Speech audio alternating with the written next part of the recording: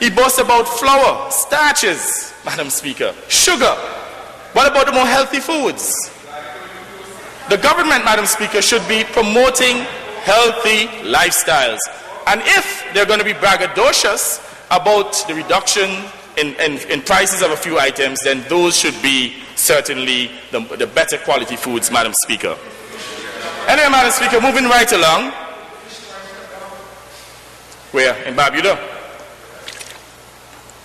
Madam Speaker, the next macroeconomic variable I would like to take into consideration is the interest rates. There's absolutely no doubt, and this can be proven by the average man in this country, that interest rates have been stable in this country for decades. In fact, Madam Speaker, back in 2002, deposit rates in this country was as low as 4%, Madam Speaker. And lending rates, when we left office in 2003, were as low as 8%, Madam Speaker. Now, if you juxtapose this to other countries within the CARICOM region, Madam Speaker, like Jamaica, you're talking about interest rates of up to 25%, lending rates of 25%, deposit rates of about 20%, Madam Speaker. We have never, ever gotten to the stage in this country in which deposit rates have actually risen to 20%. Never. In fact, I believe that the highest interest rates have ever been in this country would have been in the region of about 9%. So that this is yet another macroeconomic variable that has been stable and basically has been good over the years. And you have to understand too, Madam Speaker, that in terms of investments, investors look at inflation rates, they look at interest rates, Madam Speaker, and I'm sure the members on the other side of the aisle would recognize that there is a direct correlation between interest rates and certainly inflation. Because, Madam Speaker, if inflation rates are high, you obviously will have to increase interest rates to ensure that individuals get a real return on their money. And obviously, investors will look at these variables. And that is why the Antigua Labour Party government was so successful in attracting investments to this country, because of these strong macroeconomic variables. So, Madam Speaker, when they come with a spin and they say that the economy was at the brink of a precipice, it is nonsense. It is political spin. And the irony about it, Madam Speaker, 2 years later, or 2.5 years later, Madam Speaker, the very finance minister is here to brag about 2.5% change in prices in this country.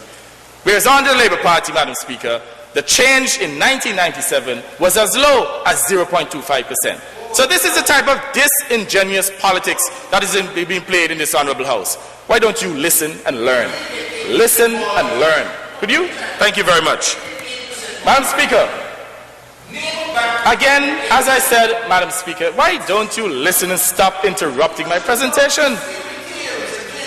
Madam Speaker, as I said, interest rates have been stable in this country. I guess the truth hurts. Now, Madam Speaker, I will now move to the issue of employment. Employment, Madam Speaker, or if you want to say unemployment for that matter. You know that the Antigua Labour Party has a philosophy of full employment.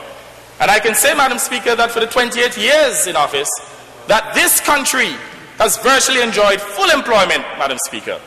In fact, the official figures are such that unemployment in this country was stated at 5%, Madam Speaker. 5%.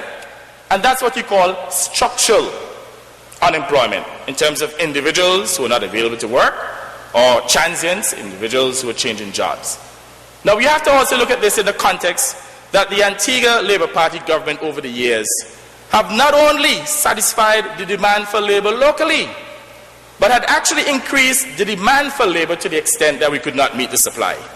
And that is why, Madam Speaker, we had to go extra-regionally and allow the Jamaicans, our Caribbean brothers and sisters, the Guyanese, to come to this country to take up employment, Madam Speaker.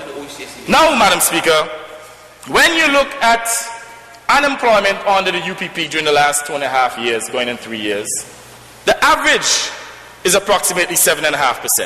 In fact, Madam Speaker, the member for St. John's Rural West, in one of his broadcasts, admitted that unemployment in 2004 was as high as 11% under the UPP.